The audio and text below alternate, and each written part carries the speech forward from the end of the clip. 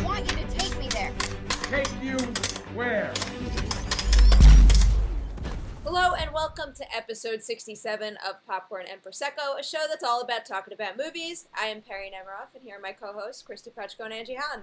Hey, everybody. Hello.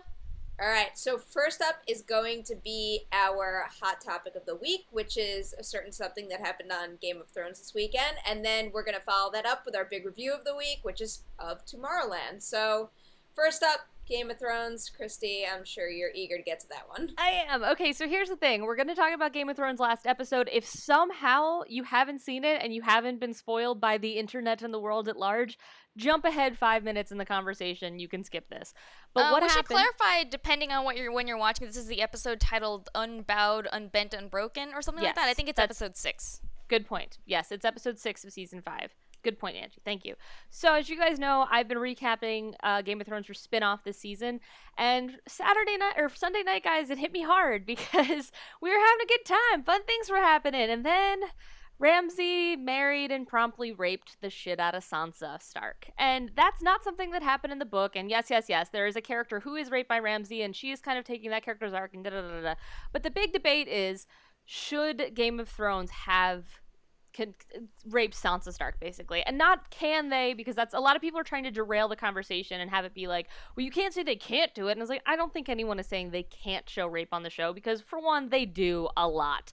It's more about the context of why this rape happened and why this rape is bothering people, and from my perspective, I was really bothered because Sansa is someone that, like, the audiences have never really warmed, never liked initially, and she was always getting shit from fans for being prissy and for wanting to just be a princess and for not wanting to play the Game of Thrones. But you know what? She survived. She made it through. She's not a warrior, but she still got through it all. And then she gets back to Winterfell. She has done these incredible strides in character, and this happens. And I felt like it was really cruel, and I know a lot of really cruel stuff happens on the show, but and again, we're in the middle of a season, so maybe something's gonna happen that I'm gonna feel like this pays off, but right now, we're talking several days later, I still feel really raw about it, I still feel really angry about it, and I feel like if the point was supposed to show us how bad Ramsay is, we've been there, we've done that, we get it. Yeah, I feel like the rape was, I feel like the show, it likes to shock us, and that's generally a quality that I enjoy. I enjoy being surprised, but I feel like sometimes they think that, oh, the only way to shock people is to do something really nasty, and I think that's what they did in this case. It feels really lazy, and I have to say, the thing, like, all the stuff that you said makes sense to me, but the thing I think that bothers me the most is that I have no faith that they will handle this storyline in a responsible manner. And I would love to be proven wrong. I would love to watch the next 2 episodes and be like, oh, I was such an idiot. I totally get what they were going for now. However, this is the same show that in season 1 raped Daenerys Targaryen, who is not raped in the books. She gives consent. She's like into having sex with her new husband, Khal Drogo. In the books, they turned it, in the show, they turned it into a rape scene for no goddamn reason. The same thing happened last season with Jaime and Cersei, where they're having sex, and in the books it was consensual. Like, she resists a little bit at first, but she eventually gives in. In the show, it's pretty unequivocally a rape, even if the creators, for some reason, didn't think so. So and on that's every exactly level, what has I have me concerned. Like, Sorry? last season, we were fighting specifically about whether or not it was a rape because the creators were like, oh, no, we never meant it that way. And I feel like the show is made in this weird bubble where they are really not considering how the fans are going to interpret stuff, which is a bizarre way to go about making a franchise this big.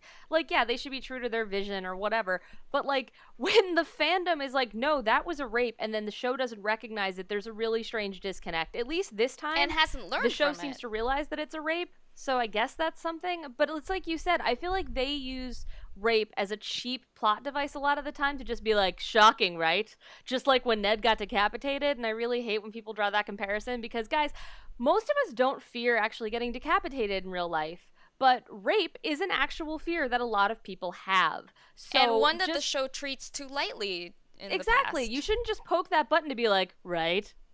Upsetting, right? There's a lot of ways that they could have upset us. I haven't read the books, but personally, I mean, it didn't bother me at all. Like, I'm sad for Sansa because I was watching the episode I've watched since day one, and I'm invested in her character, and I think I just liked her a lot more than other people did, and I kind of have liked the arc that I've seen all season long, throughout this season and all the previous seasons, but yeah, I mean, I kind of saw the moment coming from a mile away. I mean, we know what Ramsay was capable of, and then the second the second they started walking away after But the also, wedding, I Ramsey's knew never how been he a was going to rapist treat their before. first night together. That's a weird jump to make. Ramsey, they've showed him have consensual sex on the show. Him and Miranda have a weird kinky relationship, but that was a consensual Well, just because someone doesn't do something before, it doesn't mean you can't assume they will do an evil I'm not thing saying he later doesn't, on. but I'm saying that like, I don't think, you know, because he's an asshole and because he's a sadist, like, automatically meant he was going to have to rape Sansa. Like, I don't think it accept that as an automatically inevitability. meant it. I think it definitely teased it to me. It was not out of character for him at all. I think it was in character, yes. It's definitely in character, and I kind of liked the door that it opened with Theon and Sansa maybe finding forgiveness between each other and maybe somehow, you know, reestablishing a little bit of a relationship. I mean, do think okay, that it was a disgusting way to make that happen, but I don't want to belittle anybody's passion for the show by saying this, but it's a TV show, you know? Well, So no, I don't accept that at all, because the thing is, like, I think part of the reason people are getting so upset about this is it reflects something in our culture that's kind of insidious, which I'm not going to get into because we should really wrap up. But I do think you make an interesting point, because a lot of people are complaining, and it bothered me too, that the last shot of the episode is Theon's reaction to what's happening to her, which makes it seem like it's about him and not about her. But I can understand the point of view that it's meant to not be about him, but about the connection of how he is relating to her and how that's going to affect the show. I actually think I probably would have been a lot more upset about the moment had it ended on her with like an especially uncomfortable shot like that. But maybe it's not that I want to see maybe if they had done that, I would be on the other side of this argument. But because they ended it on him and we barely saw any of that, maybe that's why I'm a little more forgiving. I don't know. But for me, it just felt like it worked within the show, within what they had set up for these characters. And rape is bad, but this is just like how this world operates. I mean, maybe it's not right that they've established that over and over and over again, but I don't know. Also feel I'm like just because not it as happened at the end affected of the by it as episode, it everybody was meant else. as like it was meant as a shock moment to fans. Like, it was meant to be like, ha! Because it's the same thing as like when they showed Jorah had that. We should really move on.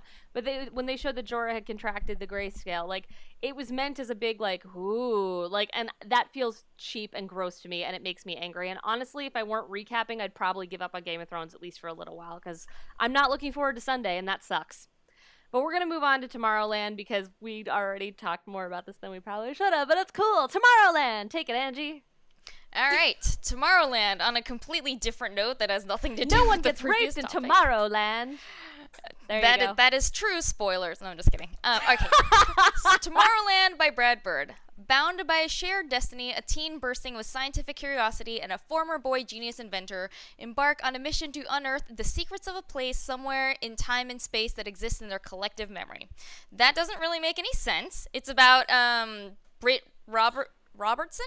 Yes, Britt Robertson, who's like a teenage girl, and George Clooney is like a cranky old man who want to go back to this alternate dimension called Tomorrowland that they have seen. And also there's a robot girl played by Rafferty Cassidy who is amazing. So this is a script by Damon Lindelof, and if you have been following his career, you probably know that his thing is kind of disappointing people. And I say this as someone who's not as mad at him as like a lot of people in fandom are, but he's like the guy that, you know, he did Lost, he did Cowboys and Aliens, he did Prometheus, Star Trek Into Darkness, like, you get what I mean. And I feel like this is another movie that, I mean, him I don't have that much faith in. Brad Bird I had more faith in. I was hoping for better from Brad Bird. All that said, I actually like this movie, which makes me an anomaly among the three of us, because I don't think the movie really holds together under scrutiny, but I will say that while I was watching it, while I was experiencing it, I thought it was fun. I was like waiting to see where it was going. My inner 5-year-old was just like clapping her hands, because it's the kind of movie I would have loved as a kid. And I don't mean that like, oh, it's a kid's movie, so it should get off the hook for being stupid and not making sense, but I am saying there is some joy and some fun here, and as the movie keeps reminding you over and over, a refreshing sense of optimism, as opposed to all the dark dystopian type movies we've been watching lately. Now, having said that, I would forgive a lot for a kid's movie that doesn't make sense if I was on the ride, but this does not feel like a Brad Bird movie to me. It just felt so halting. Like there's like 4 false start beginnings. It's like, we're gonna start the movie this way. No, wait, go back. Actually, how about this? But wait, no. And like I just was like, oh my god, start the movie already. And then we finally get into the plot, and I just felt like I was disappointed in how little actual adventure and action there appears to be in this movie, and how Most much of it is a appears to chase be movie. yeah, but a lot of it is Britt Robertson, who is adorable. I like her. I'd like to see more of her. I just didn't like this movie. A lot of it is her going, "Wait, what's happening?" And then people have to explain to her. I don't. If you guys haven't seen Tomorrowland, that was dead on. I think she was a little too big in this movie for my taste. Like, it came off as a little goofier than I think maybe it was originally intended to, or in a way that at least could have served the plot of the movie better. But I think the fact that she was so big and goofy about it made the whole thing feel even dumber to me. I mean, the more I think about this movie, the less I like it. I actually walked out and I wasn't like, holy shit, that sucked. I was miserable in it. Like, there's some fun to be had with certain sequences, but the more I think about it now, the more disappointed I get, because there are so many plot holes. None of this makes any sense, and I think some of the messages that it's sending are just wrong. The message is, it's a really preachy movie. They literally stop the movie in the climax for 5 minutes so that they can spell out, like, so a character can actually give you a lecture on what the message of the movie is, which is a major weakness in the screenplay. For Spinoff that a lot of the script just feels like rejected motivational posters where people are literally just saying things like, you can save the world, we are the future, you need to be true to yourself, feed the right wolf. That one's a little weirder, but it doesn't make much sense. The one part of that, like, that vibe that I did like, though, was how, because I'm a big Disney World fan, which is part of the reason I was so psyched about this movie, and I did appreciate the fact that when they had George Clooney and Britt Robertson talking to the camera, something about that made me feel like I was, stepping onto a ride and sitting down, and I was about to blast off, But then it turned out to be one gigantic epic first act, and then all of a sudden we were in the end of the movie and things were going crazy. And I guess we should save this for spoilers. I'm not going to bring it up right now, but the third act of the movie makes little to no weird. sense. One thing I do like about it is Athena, even though I'm not completely convinced her character makes sense, but I like that she's basically Athena. She's Small Wonder meets the Terminator, and I'm kind of into it.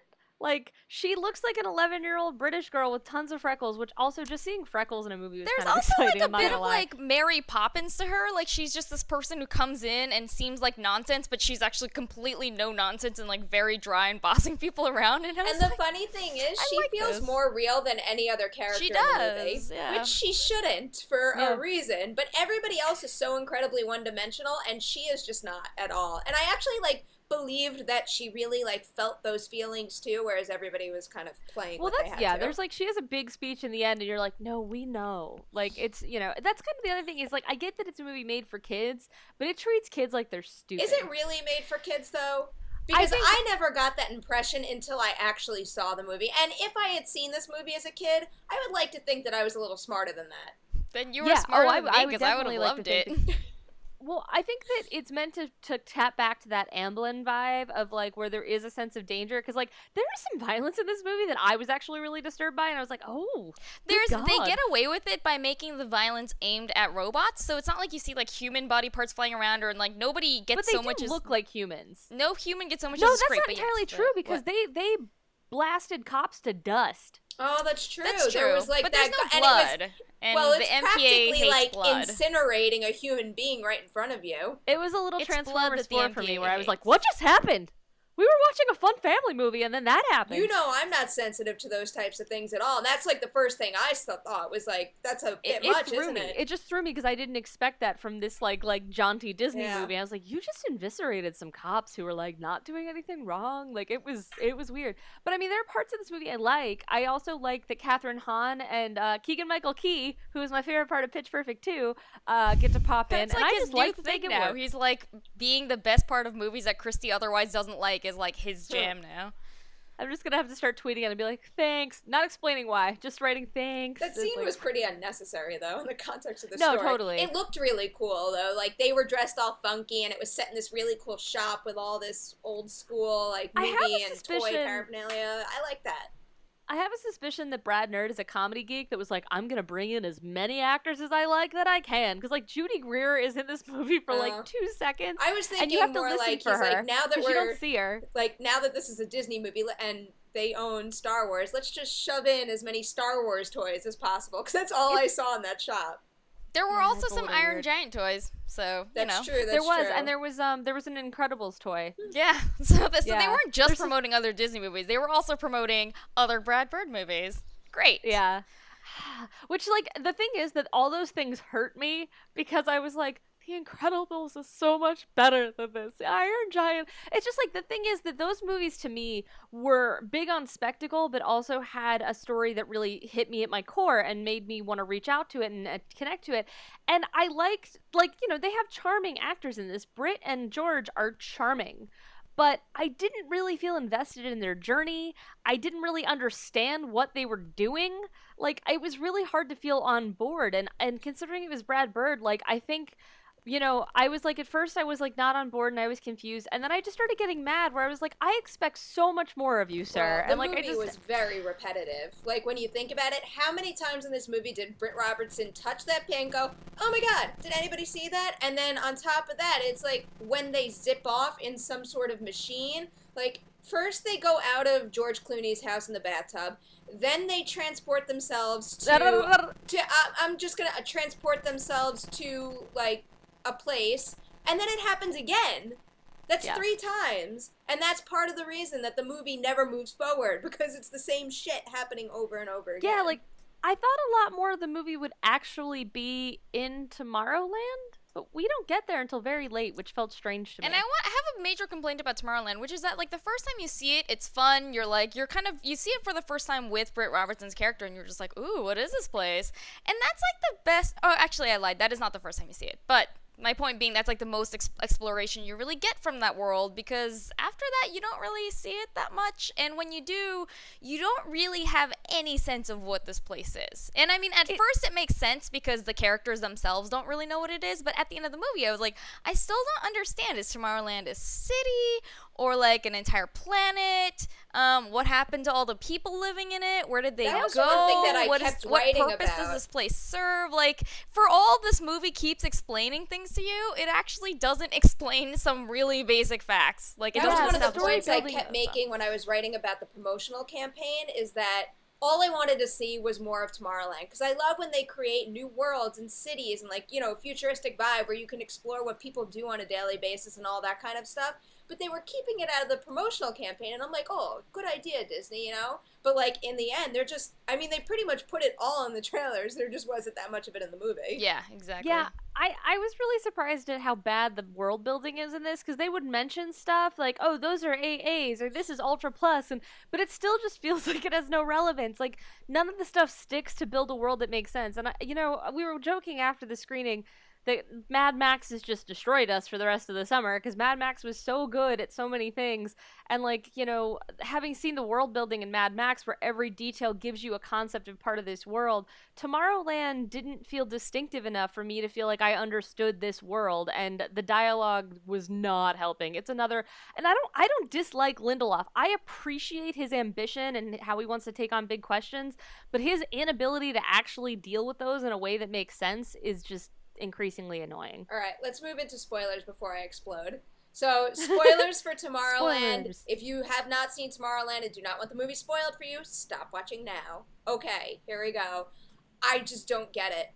Like, it makes no sense at all. No. Absolutely Yeah, no sense. I actually did not realize the ending didn't make sense until we talked after, because I was just so happy it was over that I was just like, and let's get out of here. And then you two asked me how it ended, and I was like, and so for those of you that haven't seen it, basically the concept is essentially that there is a antenna that is predicting the end of the world, but also possibly causing people to drive themselves toward the end of the world.